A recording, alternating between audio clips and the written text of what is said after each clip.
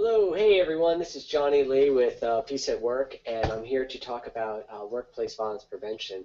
One topic that I want to cover is this issue of a long-term wait before the assailant comes back to the workplace or the school or wherever and commits the violence. So let's say we have an employee that gets fired back in 2010, but they come back 3 years later to commit the assault. What can we do about this issue and how it can be prevented is a really tough one for threat assessment and for security professionals. This is one of the biggest challenges. What I thought I would do is just introduce a couple of cases to give a little highlight of the situation. The reason I decided to talk about this subject is because of a recent case, and I've written about this in our blog, our ePanic Button blog, that you can look up there. Go under blog, you can find this term. The one incident that I want to discuss is this one that occurred just a few days ago over in Florida, where a man returns to a trucking company and kills former coworkers, his boss, who allegedly, apparently had a very close relationship with, and then seriously wounds another. The one thing that stands out as the real challenge is the suspect, Thomas, left the trucking company 6 years ago. And again, the other thing that's very curious is that he apparently had such a great relationship with his former employer. It's unknown about the nature of that separation, about why he stopped working there. But the real challenge, of course, is how can you predict something when the grievance or the issue occurred 6 years ago? I can introduce another case. This is not a former employee, but this is of a former roommate. It did occur in the workplace. This happened back in the summer of 2013. But what we've got is a man who was a former roommate of the victim, Mary McGrath, and of the boss. So they all lived together, and the boss was tired of these two fighting, allegedly. This is all according to media reports. And he asked them to move out, at which point the suspect, or the perpetrator, Lawrence Crouch, became really upset, very morose, very distant.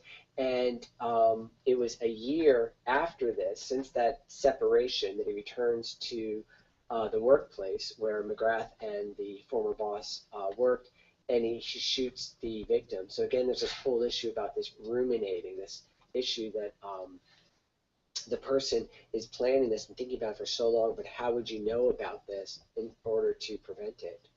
The last case that I want to introduce, and by the way, I could certainly provide plenty more if you're looking to do any research and want to know more about these things. I can sure provide you all with more cases. But the one that was pretty well known is at the Empire State Building. This happened just about a year ago in New York City, just underneath the Empire State Building.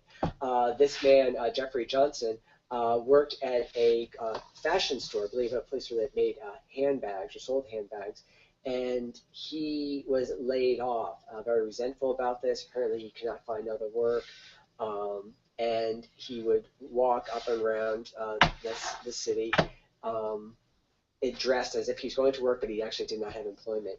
Well, a year later, he returns to that former workplace and shoots a former coworker who he was known to have a disagreement with. This was a salesperson whom he murdered.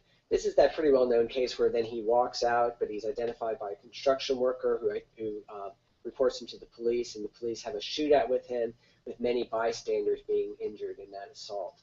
But again, the real challenge, the real issue for security prevention is how could this possibly have been prevented given this long, long wait? Let me switch back to myself here for a second to make a point. The real point is when an employer fires someone, it's a high-risk termination, the person makes threats, there's a lot of interventions that possibly could be put into place to secure the workplace. Hiring off-duty officers, private investigators, barriers, access control, things like that. However, many of these interventions are fairly expensive. What could be done to address the threat when maybe you keep these guards on for a week, maybe 2 weeks, and then nothing happens, so you no longer keep the off-duty officers?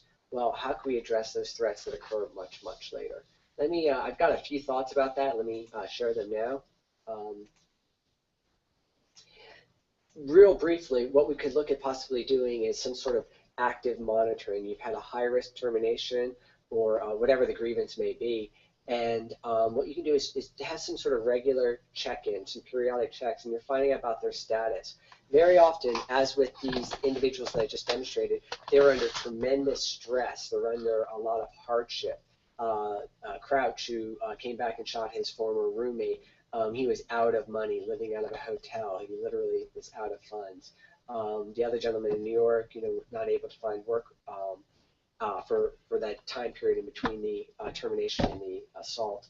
And so what we want to do is find out what their status is, what's going on in their lives, because those who are at the end of the rope are quite desperate. Another thing you can do is find out if there's any expressions, if you're finding out through your investigation that they still blame that former employer, their former partner, the former associate for all their troubles. That's a warning sign. Now, to do this active monitoring, certainly you could use your associates, the friends, the people who know. It could be very well that some coworkers still keep in contact with that individual, and you might be able to find out what's going on in their lives. More data-driven, you could use records checks, find out what's happening in that employee's life in terms of like a lot of visits to their house from police reports. By the way, that won't show up in a criminal background check, so you'd have to check with the law enforcement agency directly. But if they're getting charged with substance abuse, violent crimes, then that kind of gives you a sense of the status of what's going on in their lives.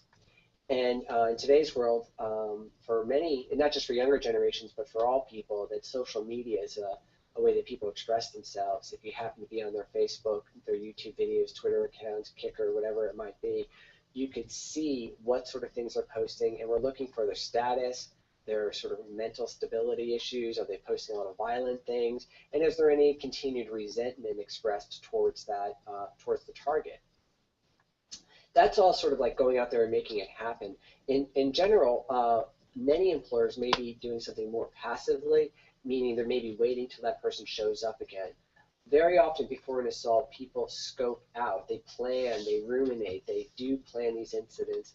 And what we could do is if the person's showing up again, it's not unusual for an ex-employee to show up at work, but if we do have this occurrence of they're visiting and they're being stealthy about it, or maybe their communications, whether it's texting, email, whatever it might be, and it includes a lot of hostile overtones, resentment, blame, then that certainly could be a concern, at which point you certainly want to reopen the investigation and move forward. So if this is just meant to be a short video addressing some of these thoughts, what we could certainly do is look at how we could put up prevention measures and plan to have a system in place to continually check for these high-risk incidents, because in some sense, not until the person is maybe deceased or truly moved on, the risk potential is pretty close. I do want to say that most of the incidents will occur right after the grievance. Let's say after somebody just broke up with somebody, broke up with a partner, or after the termination. Another indicator is if there's been any attempt to address their grievance through some court procedures. Let's say there was a workers' comp case or a wrongful termination lawsuit. If they lose that lawsuit, then they could decide to take justice into their own hands and come back to commit that revenge. So that's another warning sign to consider. The main issue is what we could do and strongly believe is that these workplace violence incidents can be prevented, and it's through being vigilant, being fair, having a healthy and respectful workplace. All these things can be done. If I could help you all with anything at all, please follow our channel, join us. We'll be doing more of these reports as the days move forward. Hopefully we won't be doing any more cases of workplace violence incidents. Stay safe, everyone. Bye-bye.